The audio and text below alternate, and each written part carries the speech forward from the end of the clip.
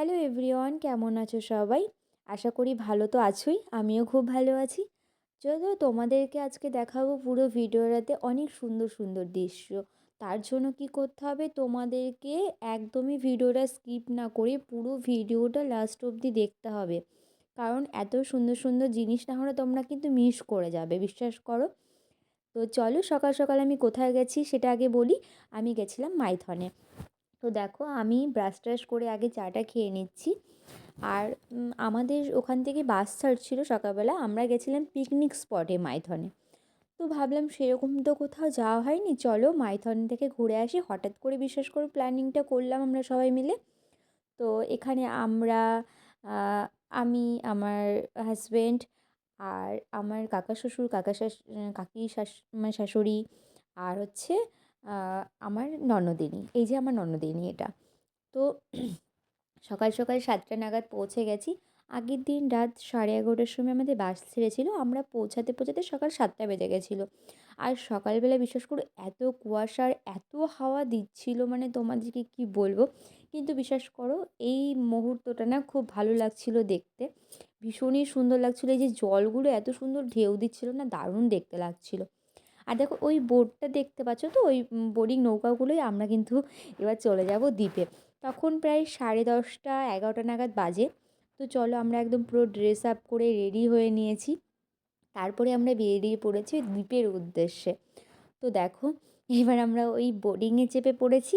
আর বোর্ডিংয়ে যেতে না কি ভয় লাগছিল বিশ্বাস করো। এই যে হাওয়া দিচ্ছিল না, আর মনে হচ্ছিলো দুলছিল, এত ভয় লাগছিল।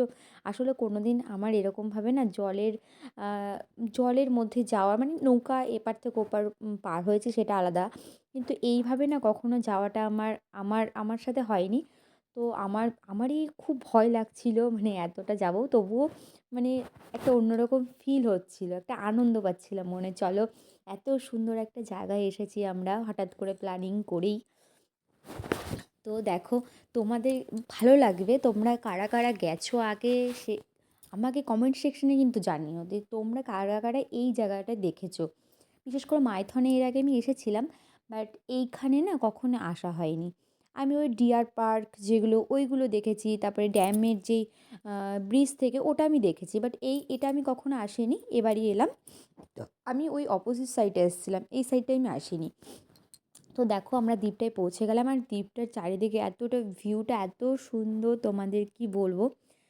মানে আমার তো ভীষণই ভালো লাগছিলো, তাই ভাবলাম তোমাদের সাথে একটু শেয়ার করে দিই, ভালো লাগবে দেখতে। আর তোমরা কিন্তু অবশ্যই জানাবে এই ভিউটা তোমাদের কীরকম লাগছে দেখতে। হ্যাঁ, তো চলো দেখতে থাকো, আর অনেক কিছু তোমাদেরকে দেখাবো। আর দেখো, এখানে একটা সেই কি লোহার সিঁড়ির মতো ছিল। তো বললাম চলো একটু, মাঝখানে অবশ্য ভাঙা ছিল, তবুও আমরা একটু উঠেছিলাম। আর আমার বর কী করছিল, এখানে আমাকে সুন্দর করে ভিডিও বানিয়ে দিচ্ছিল। তো বললাম চলো, ভিডিও যখন নাই বানাবো তাহলে মানে আমি আমি সবাইকে জানাবো কী করে আমি এত সুন্দর একটা জায়গায় এসেছি। আর আমার দেখেও তো অনেকজনের ইচ্ছে হবে বলো, যে এত সুন্দর জায়গায় আমরাও ঘুরতে যাই। আর সত্যিই জায়গাটা খুব সুন্দর, বিশ্বাস করো। আর তোমরাও ঘুরে এসো, জায়গাটা খুব ভালো লাগবে তোমাদেরও।